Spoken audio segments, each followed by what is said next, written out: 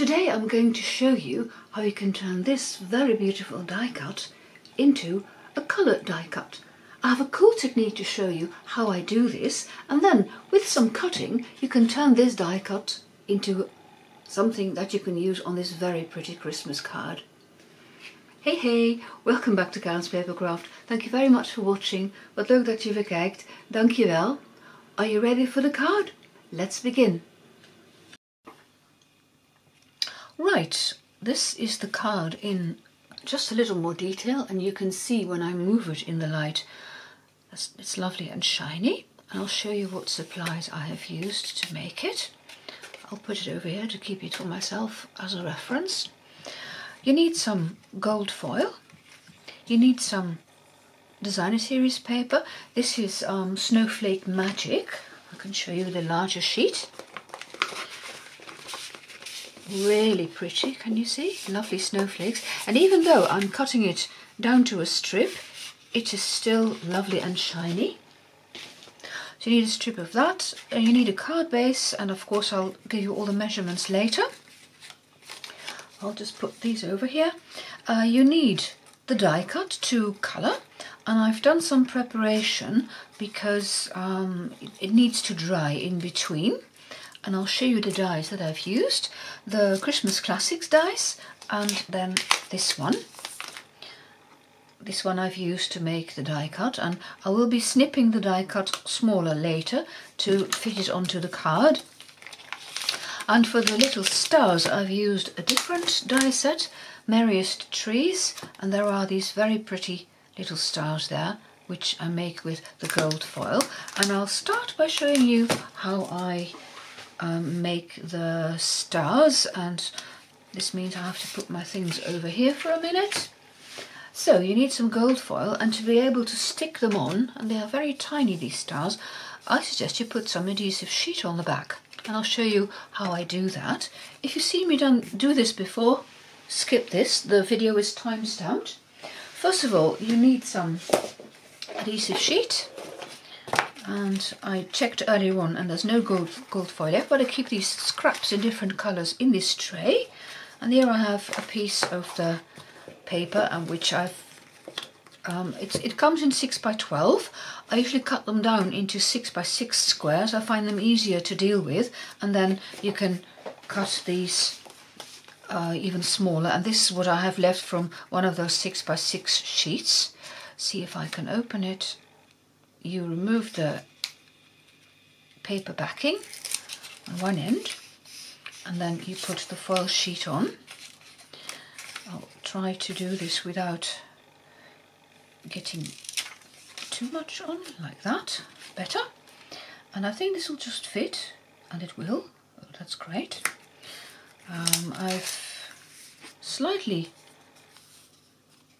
Oh, this is crooked, that's why I thought I'd misaligned it. And then I cut it down to size, and I'll need my glue scissors for that.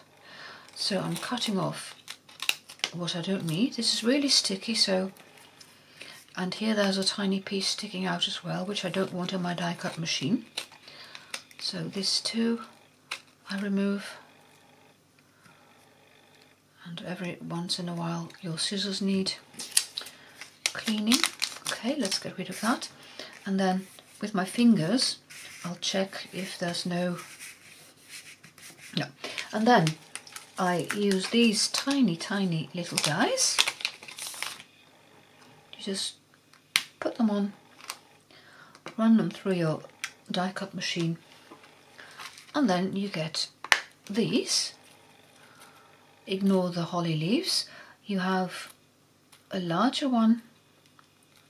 I've got two larger ones here, see? And you have the smaller one, and you can stick them on your card, and I'll show that later.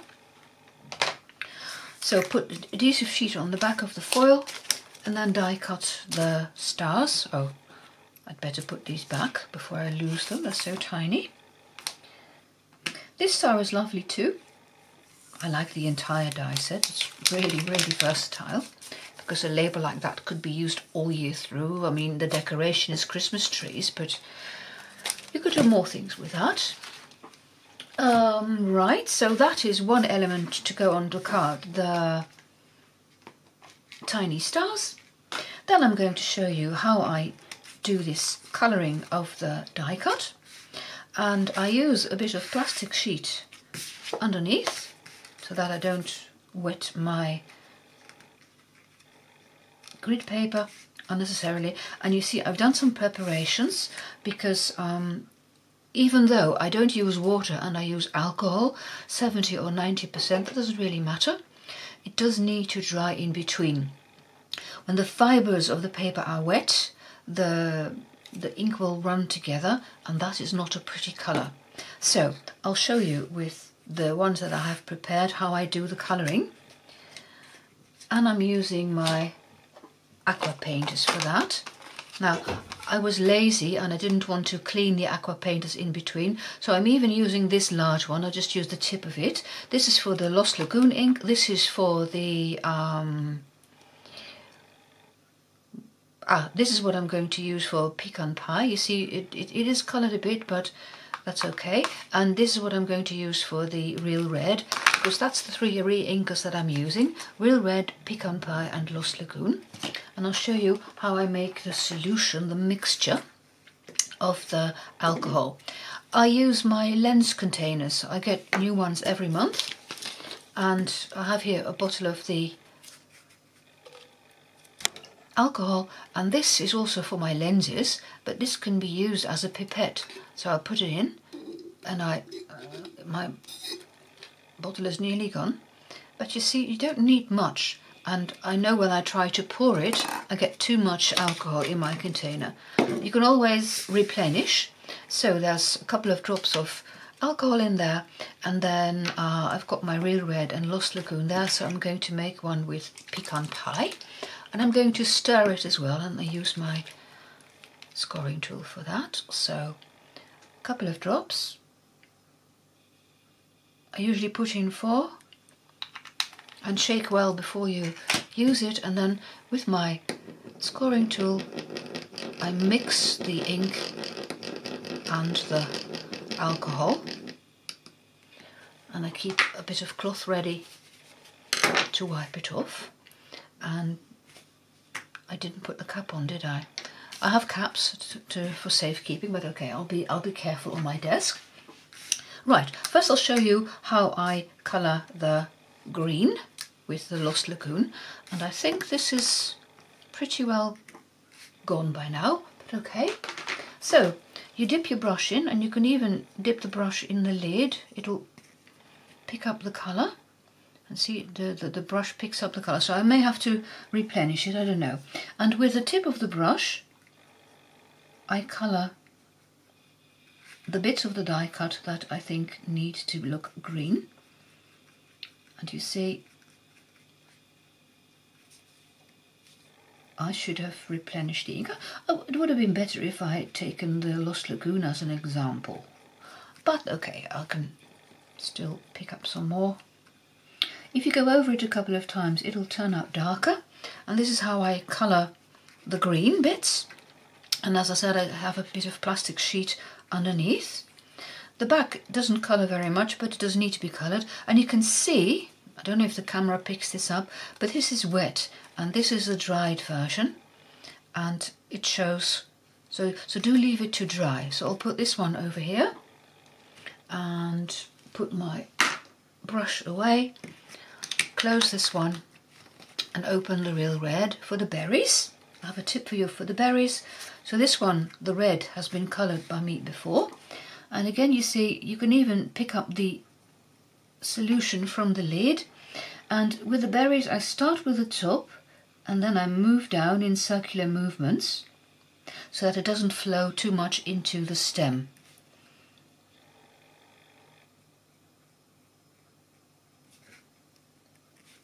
I find this sort of work really relaxing. I like colouring in stamps as well. Many people don't like that, but I do. I like fussy cutting too. Don't know about you. Maybe I'm funny that way. Card making for me is not about quick and how to get 50 cards in 2 minutes. I like to spend my time working on my cards because it's something to keep myself busy as well. You see? And if you think you need to go over it again, you can. And if you pick up the ink from the well of the container, see, your brush will become wetter, so be careful there. So this is how I colour the berries, you see. Then there's so much ink in the brush that you might even colour 2 berries with one pickup of the solution. And I do like to make sure that it is coloured well, all the edges.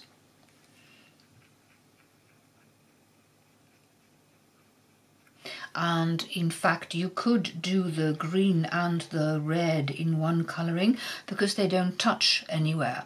But if you do the red and immediately after do the stem with the pecan pie, you may run into problems because the ink of the berries is still wet and it will flow into the green and into the pecan pie, and with the green as well. So do leave these to dry. I haven't tested how long they need to dry, frankly. I don't know, but give them a bit of time. Then I have my last brush and I'm picking up the colour. I'll open this well and use the lid. Oh, don't drop it. I hope I did clean this brush. Yeah, okay, the colour is okay. See, and then you get the pecan pie. And if it's a bit messy there, where they are attached to the rest of the die, that's no problem, because that's where the paper is going to be over. And if you want it darker, you can go over it again. And so this is how you colour the stems. In fact, this is how you colour the entire die cut. There's maybe a bit too much ink on there, so I'll use it on a different stem first and then see. And once I've coloured, I can always go back and check and re-ink again. And once you've done this a couple of times, you'll be more confident and you'll be more quick about it. I'm trying to show you really. Oh, I hope my head wasn't in view. Oh gosh, I didn't check that. Sorry if it was. I hope you could still see what I was doing. I'll check that later. I'll just put my head a bit to the back. Makes it more difficult to colour, to see what I'm doing, but okay, there you have it. So that's how you do the colouring, and you can keep a bit of cloth ready to wipe off your brush. And then I'm going to put this one really far away that I don't upend it, behind me in the cupboard. So then, this is your coloured die cut, and I'm going to show you how you can cut this down to size to go onto the card. Let me get rid of these things first of all. So here's the coloured die cut, and I'm not sure if this is really dry. You can see on the berries that it's not completely dry, but since my colouring is finished, that's okay. I'm going to use tear and tape, and I put tear and tape. Oh, hang on. It's easier if you have a dark background to see where the tear and tape is. So I'll put my silicone craft sheet underneath, if I know where I put it. Oh, over there, hang on.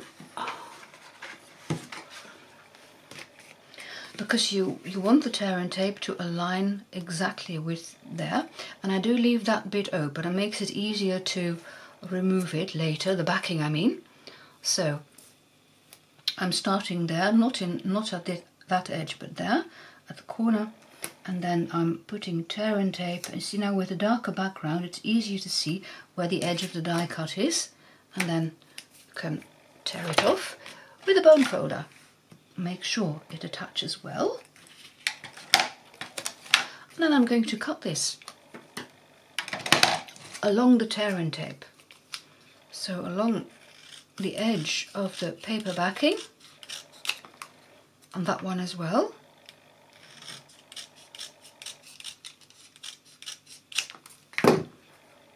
These are now smaller and ready to go onto the card, and this is just a scrap piece. So I have all the elements. I have stars, I have the, I haven't got all the elements yet, but I have stars, and I have my die cut. I'll put that one over here. And then you need a card base. I'll show you how I make the card base. I have a piece of A4, which is of course larger than letter. So I'm going to cut it down to 11 inches first. If you work in letter, your paper already is 11 inches.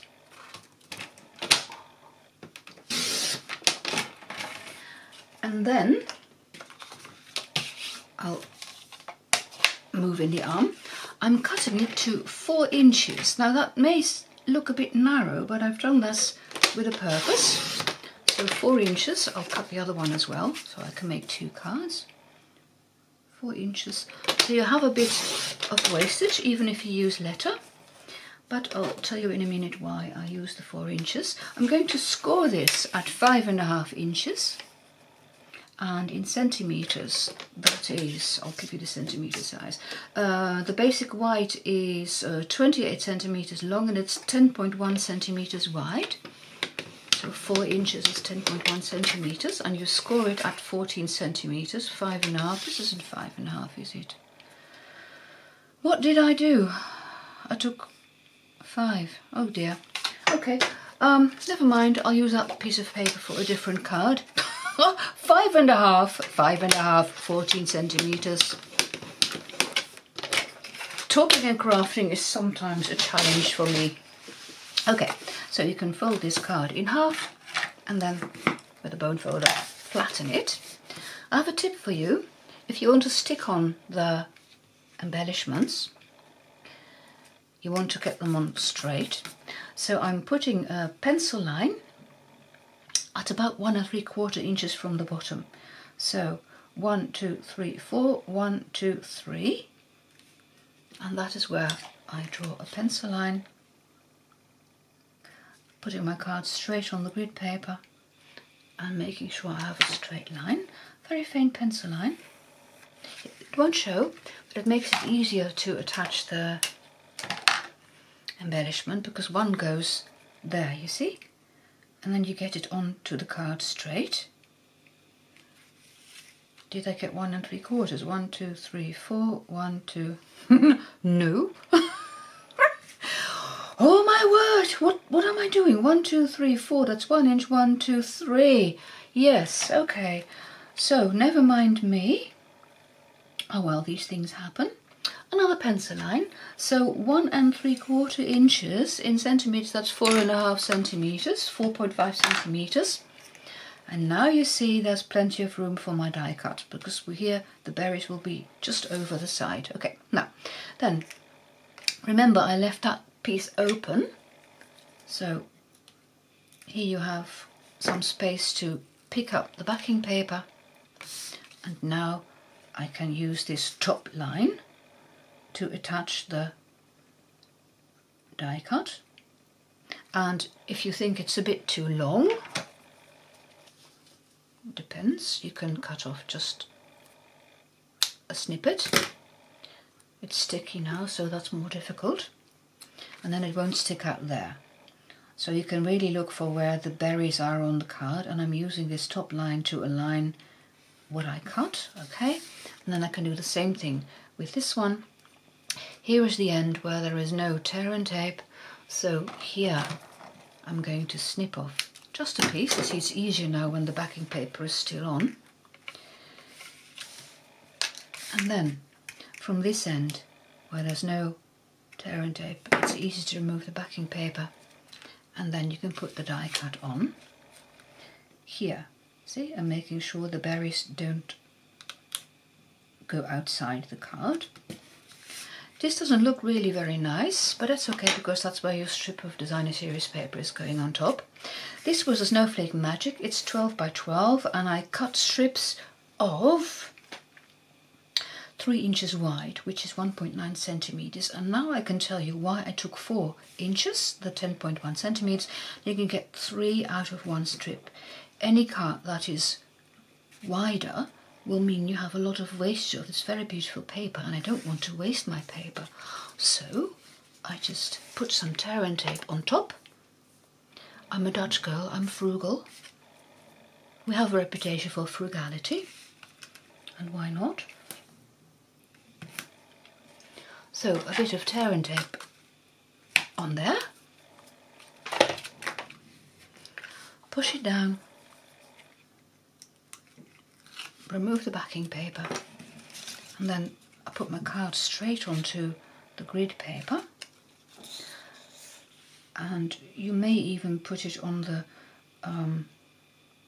fat line in the middle, and then I can fit my designer series paper over, aligning it on the left and then putting it on straight, using my grid paper all the while to get it straight and push down. And then from this end you could snip it off, and this means you have 3 pieces from one 12 by 12 piece. Finally, the stars. Remember, you saw that I put the adhesive sheet on the back, and now I can put them upside down, use my Take Your Pick tool, and again lift the backing paper. It's a bit fiddly, but there we go. See? And this is now a sticker, and you can put it on using your fingers or the Take Your Pick tool. I prefer to use some tweezers because it helps me to position them. That's one.